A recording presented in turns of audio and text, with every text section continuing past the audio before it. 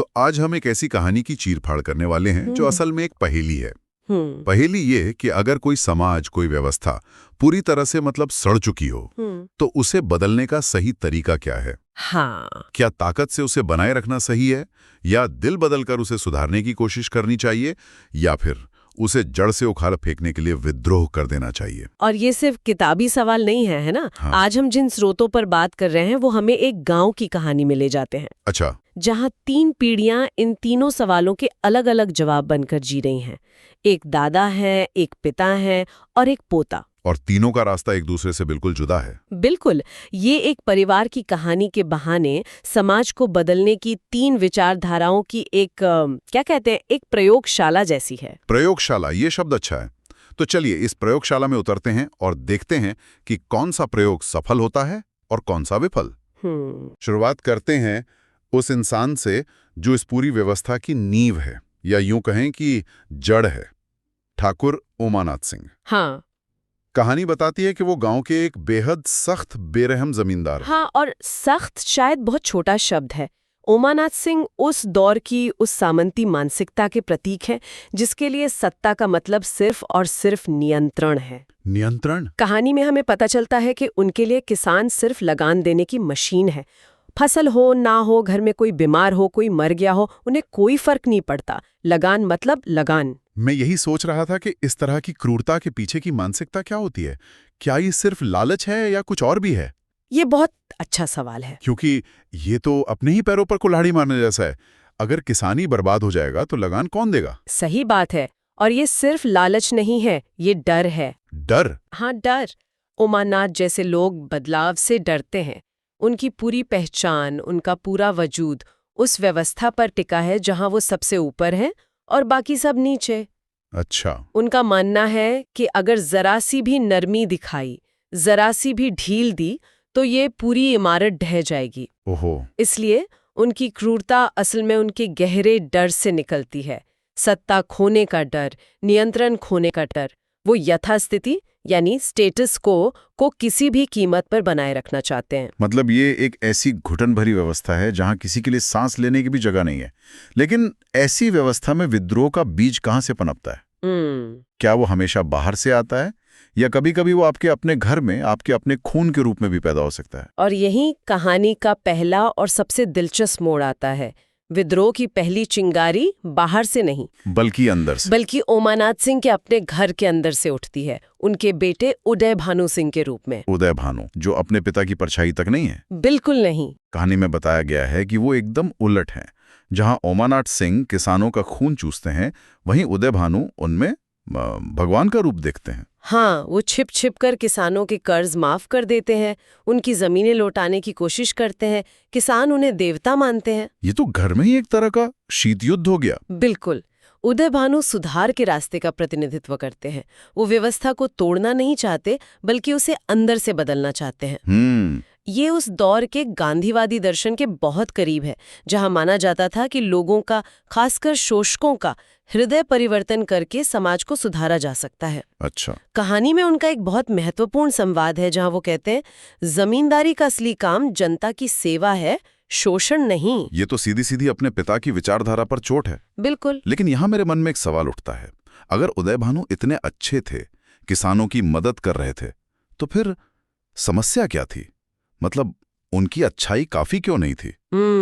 जवान सिंह यानी उनके बेटे को क्रांति की जरूरत क्यों महसूस हुई?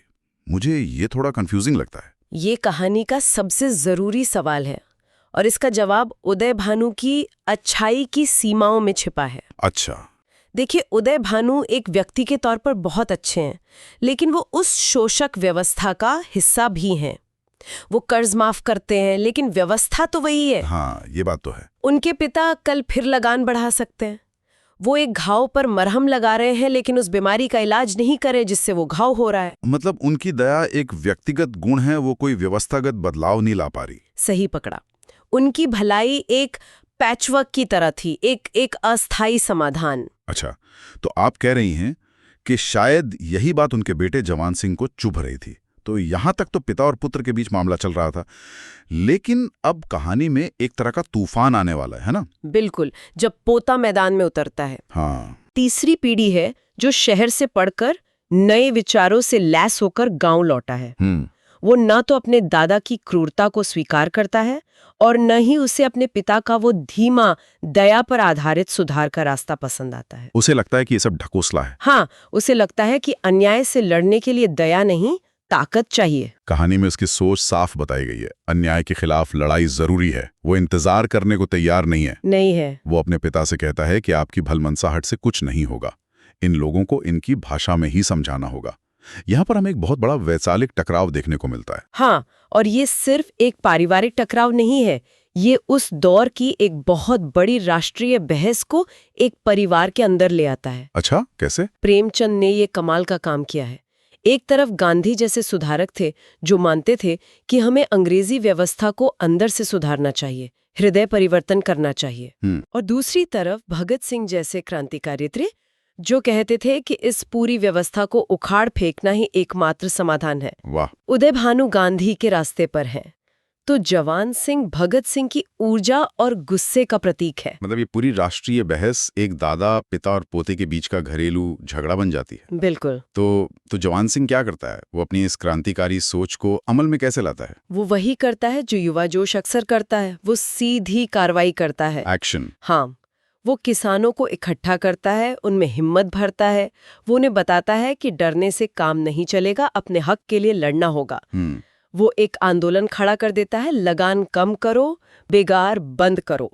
सालों से जो किसान सर नहीं उठाते थे, वो अब पहली बार जमींदार के खिलाफ नारे लगा रहे हैं। ये एक बहुत बड़ा भूचाल था उस गांव के लिए। बहुत बड़ा। जाहिर है दादा उमानाथ सिंह तो आग बबूला हो गए होंगे। उनकी सत्ता को उनके अपने पोते ने चुनौती दे दी थी। आग बबूला से भी ज्यादा उन्हें लगा कि उनकी दुनिया ही खत्म हो गई। उन्होंने तुरंत जवान सिंह को घर और गांव दोनों से निकाल दिया। अब कहानी एक ऐसे चौराहे पर आके खड़ी हो गई जहां तीनों रास्ते अलग अलग दिशा में जा रहे थे। दादा की तानाशाही, पिता का सुधार और पोते का विद्रोह। और बीच में खड़ा था किसान की वो जाए तो जाए कहाँ। बिल्कुल। मैं यही सोच रहा था कि अगर मैं उस गांव का किसान होता तो मुझे सबसे ज्यादा भरोसा किस पर होता? दादा के डर पर जो सालों से मेरी आदत बन चुका है, पिता की दया पर जो अच्छी तो लगती है पर पूरी तरह मेरा बचाव नहीं कर सकती, या पोते के जोशीले वादों पर जिसका रास्ता खतरों से भरा है। चुनना बहुत मुश्किल है। बहुत मुश्किल। और उपन्यास हमें दिखाता है कि किसान भी बटे हुए हैं। कुछ पुराने लोग डर के मारे उमानाथ के साथ हैं, कुछ उदय भानु की इज्जत करते हैं पर चुप रहते हैं, और ज्यादातर युवा जवान सिंह के जोश के साथ है। लेकिन कहानी हमें ये भी दिखाती है कि इन तीनों रास्तों के अलावा एक चौथा रास्ता भी है। एक ऐसी आवाज जो इन तीनों मर्दों के शोर में कहीं दबी हुई है। और वो आवाज है शांति की, जवान सिंह की पत्नी। हाँ। कहानी में उसका किरदार बहुत देर से उभरता है, लेकिन जब उभरता है तो सब कुछ बदल देता है। वो जवान सिंह के गुस्से को समझती है, उसके मकसद का सम्मान करती है, लेकिन उसके तरीके से सहमत नहीं है। सही कहा। शांति उस संतुलन और विवेक का प्रतीक है जिसकी कमी जवान सिंह के जोश में थी। जब जवान सिंह विद्रोह और हिंसा की बातें करने लगता है, तब शांति उसे रोकती है। अच्छा। उपन्यास में उसकी एक बहुत गहरी बात दर्ज है। हिंसा से समाज नहीं बदलता, सिर्फ शासक बदल जाते हैं। असली बदलाव लोगों का दिल जीतने से आता है। ये तो जवान सिंह के पूरे क्रांतिकारी मॉडल पे ही सवाल उठा देती है। वो कहता है लड़ो और शांति कहती है जीतो, लेकिन दिल जीतो। बिल्कुल। शांति का किरदार हमें बताता है कि असली क्रांति बाहर नहीं बल्कि लोगों के दिलों और दिमाग में होती है। अगर आप सिर्फ सत्ता बदल दें लेकिन लोगों की सोच ना बदलें, उनकी अज्ञानता और उनके डर को दूर न करें, तो शोषण किसी नए रूप में, किसी नए चेहरे के साथ वापस आ जाएगा। बदलाव टिकाऊ नहीं होगा। वो जवान सिंह की ऊर्जा को एक दिशा देती है। वो कहती है कि लड़ना जरूरी है, लेकिन लड़ने का तरीका भी उतना ही जरूरी है। तो क्या जवान सिंह उसकी बात मानता है? एक जोशीला क्रांतिकारी जो सब कुछ तोड़ देने पर तुला था, क्या वो इस शांत और अहिंसक रास्ते को अपनाता है? यही कहानी का क्लाइमैक्स है। जवान सिंह को धीरे धीरे ये एहसास होता है कि सिर्फ विद्रोह और टकराव से स्थायी समाधान नहीं मिलेगा। उसे अपनी पत्नी की बातों में सच्चाई नजर आने लगती है।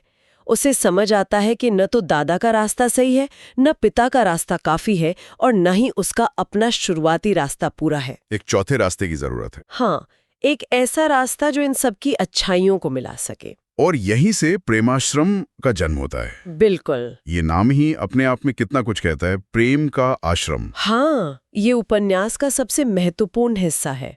प्रेमाश्रम सिर्फ एक इमारत नहीं है, ये एक विचार है। एक विचार? ये एक ऐसा समाधान है जो उदय भानु की दया और जवान सिंह के एक्शन दोनों को मिलाता है। जवान सिंह एक संस्था बनाता है जहां किसान सिर्फ खेती नहीं करते बल्कि पढ़ते भी हैं। मतलब उन्हें शिक्षित करते हैं। हाँ, वो अपने अधिकारों को समझते हैं, सहकारी खेती सीखते हैं और एक दूसरे की मदद करना सीखते हैं। मतलब यहाँ सिर्फ दया नहीं है, बल्कि किसानों को आत्मनिर्भर बनाने का एक पूरा सिस्टम है। एकदम सही। उन्हें शिक्षित करके, जागरूक बनाकर उन्हें सशक्त करने का लक्ष्य है। बिल्कुल। प्रेमाश्रम एक ऐसा मॉडल है जहां बदलाव ऊपर से थोपा नहीं जाता बल्कि नीचे से, ग्रास रूट्स लेवल से आता है।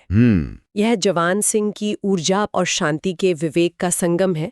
जब किसान अपने अधिकार समझेंगे, शिक्षित होंगे, तो वो खुद अपनी लड़ाई लड़ने में सक्षम होंगे। तो ये शोषण को जड़ से खत्म करने का एक लंबा लेकिन स्थायी समाधान है। हाँ, ये सिर्फ लगान कम करने की बात नहीं है, बल्कि किसानों को वो सम्मान और शक्ति वापस देने की बात है जो हमेशा से उनकी होनी चाहिए थी। तो कुल मिलाकर ये कहानी हमें एक सफर पर ले जाती है, या हमें दिखाती है कि समाज सुधार के कई रास्ते हो सकते हैं।